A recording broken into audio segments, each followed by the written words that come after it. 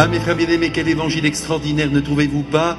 Ce soir, le Saint-Esprit nous fait nager en plein surnaturel. Nager, oui, c'est le cas de le dire, puisque nous sommes au bord du lac de Tibériade. Et nous sommes heureux de retrouver Jésus qui s'apprête à ouvrir ses lèvres pour communiquer la sagesse éternelle. Ah, mes frères bien-aimés, vous savez pourquoi j'aime cet évangile? Eh bien, d'abord, parce que notre Seigneur est en train d'être aimé, d'être estimé. Et ça me fait plaisir de le voir ainsi au début de sa mission, tellement reçu par cette foule pour laquelle bientôt il donnera sa vie. Vous connaissez la fin de l'histoire, évidemment, mais vous savez, on ne la mesure pas assez. On ne réalise pas ce que fut la vie de notre Seigneur, toutes les souffrances qu'il a endurées, et puis mourir à l'âge de 33 ans, vous vous rendez compte? Alors comme on est heureux de le voir à l'âge de 30 ans réussir sa mission, quand on aime un être, on est heureux de le voir réussir. Et si nous ne sommes pas heureux de voir ceux qui sont autour de nous réussir, nous dépasser, c'est que nous ne les aimons pas, nous sommes des jaloux, il y a de l'amertume en nous, c'est mauvais signe. Quand on aime, on se réjouit, on veut même que celui qui est à côté de nous réussisse mieux que nous, qu'il nous dépasse. Et comme notre Seigneur nous dépasse tous, eh bien ce soir on est heureux de le voir vivre, de le voir se mouvoir au milieu de cette foule qui ne demande qu'une chose, l'embrasser, de ses bras mais aussi de toute son intelligence. Seulement voilà, Jésus ce soir se retrouve devant un problème pratique très simple, un problème que tous les orateurs peuvent un jour ou l'autre rencontrer. Il a peur que sa voix ne porte pas bien et que ceux qui sont au fond, parce qu'il y avait peut-être 3000, 4000, 5000 personnes, n'entendent pas bien cette voix divine. Alors il voit là 2 barques. Vous savez, le Christ avait une intelligence pratique parfaite. Il voit là 2 barques qui appartenaient d'ailleurs à Saint-Pierre et il demande tout simplement s'il peut prendre place dans l'une des 2. Alors il a dû rentrer en soulevant d'abord sa longue robe sans couture, il est rentré dans l'eau, puis il a poussé un peu la barque, et puis finalement il a pris place en elle, et il s'est assis. Et là j'imagine évidemment toute cette foule également assise, tous ces êtres en tailleur par terre, peut-être n'en avaient-ils pas mangé depuis longtemps, mais qu'importe, maintenant ils vont dévorer cette parole qui va jaillir. Et là, notre Seigneur va les enseigner. Et nous savons par le Saint-Évangile, ça n'est pas dit aujourd'hui, mais nous savons qu'il enseignait longuement. Ça ne durait pas un quart d'heure comme moi tous les soirs, ça durait pendant des heures. Voilà ce qu'il nous faudrait, à vous comme à moi. Des heures, des heures, des heures de prédication. C'est ça l'essentiel. Le peuple chrétien pendant des siècles a été seulement formé par la prédication. Maintenant on fait des formations à droite, à gauche, des colloques, tout ça, des congrès. Tout ça c'est très important, mais c'est pour une élite. Tandis que nous qui sommes en bas, je dis vous et moi avec vous, nous sommes là des hommes de terrain. Avec une prédication tous les jours de 10 minutes, ça suffit pour éclairer une soirée et la journée qui monte. N'est-ce pas, mes frères, je vous dis la vérité? Ça suffit amplement. Voyez, vous prenez toutes les leçons de cet évangile de ce soir, eh bien ça suffit pour toute votre journée de demain. C'est la raison pour laquelle il est bon de se rendre tous les jours à la Sainte Messe. On reçoit le corps de Jésus, mais en même temps, cette bonne nourriture, ces paroles qui jaillissent d'un Dieu, qui est le vrai Dieu. Alors notre Seigneur enseigne très simplement, seulement voilà, il sait que la parole, elle a un pouvoir sur l'intelligence humaine, il n'y a pas de doute. Elle peut remuer profondément un être, le convertir, le pousser à pleurer même, à revoir toute sa vie, c'est vrai. Mais pour le mettre en route, il faut aller plus loin. Il faut que des actes prouvent que la parole qui vient d'être prononcée est vraie, juste, bonne. Alors notre Seigneur va passer aux actes. Alors il descend de la barque, faut pas oublier ça, il se remet sur le rivage face au flot et il demande à Saint-Pierre de s'éloigner avec sa barque. Allez, vas-y, avance au large, va, descends sur le lac et jette les filets. Et vous connaissez la réponse de l'apôtre, une réponse extraordinaire, au fond très simple. Mais on a peiné toute la nuit, on n'a rien pris. Mais, voyez, il a quand même une petite crainte. Si tu me dis de le faire, eh ben je vais le faire. Je vais jeter les filets. Voyez, mes frères, nous aussi, nous devrions nous conduire de la sorte, parce que très souvent on dit, pour une affaire que l'on espérait, oui, mais j'ai déjà essayé, mais on a déjà demandé pardon 1000 fois à cette famille, elle ne veut pas nous accorder son pardon. Je prends cet exemple. Jésus dit, essaye encore une fois. Mais non, c'est pas la peine, on a déjà fait tout ce qu'il fallait, encore une fois. Et cette fois-ci, c'est la bonne.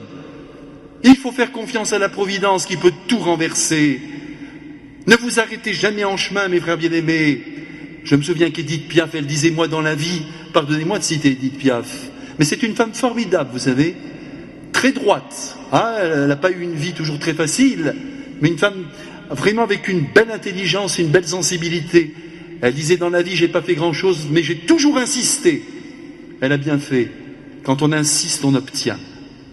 Alors, Saint Pierre va s'exécuter, il jette les filets, vous savez ce qui se passe, les poissons montent dans ce filet.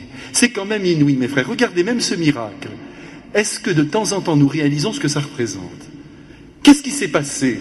Notre Seigneur a donné l'ordre aux poissons de monter dans ce filet.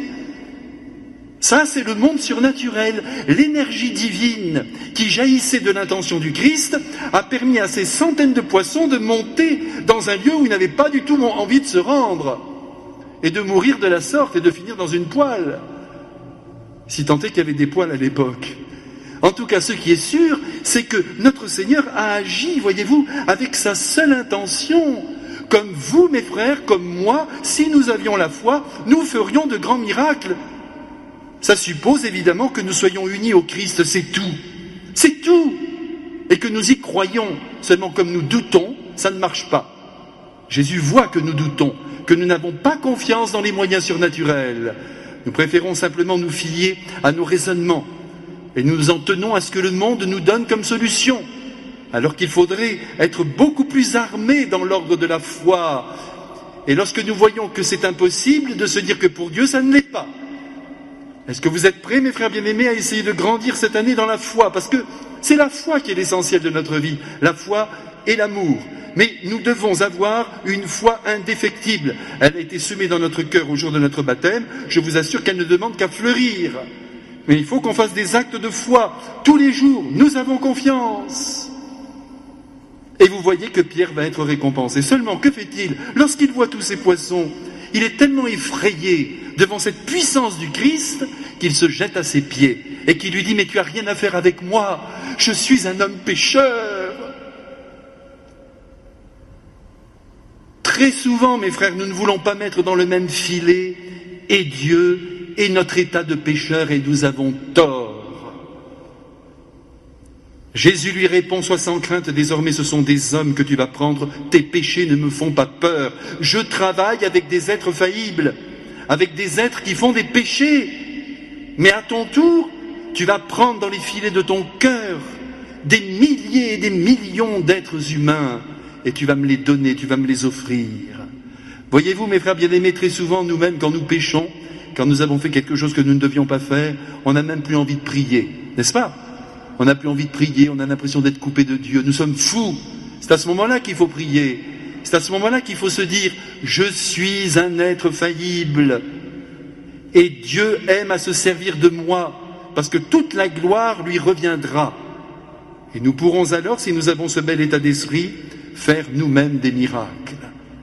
Au lieu de croire que Dieu nous aime parce que nous sommes parfaits, nous ferions mieux de croire que Dieu agit à travers des êtres imparfaits et que le peu de bien que nous faisons, c'est lui qui le fait, grâce à nous. Vous comprenez, mes frères, c'est très important d'avoir cette maturité spirituelle. Même des saints, voyez, nous faisons une image d'Épinal. Sainte Bernadette disait toujours, je n'aime pas beaucoup qu'on présente les saints comme des êtres qui n'ont jamais péché. On ferait mieux de montrer comment ils se sont corrigés. La pâte humaine reste la pâte humaine. Seulement Dieu se sert de ces instruments faillibles, je le redis, pour accomplir son œuvre. Ce que Dieu regarde dans un cœur humain, c'est pas sa petite perfection, c'est son degré de foi, de confiance et d'amour.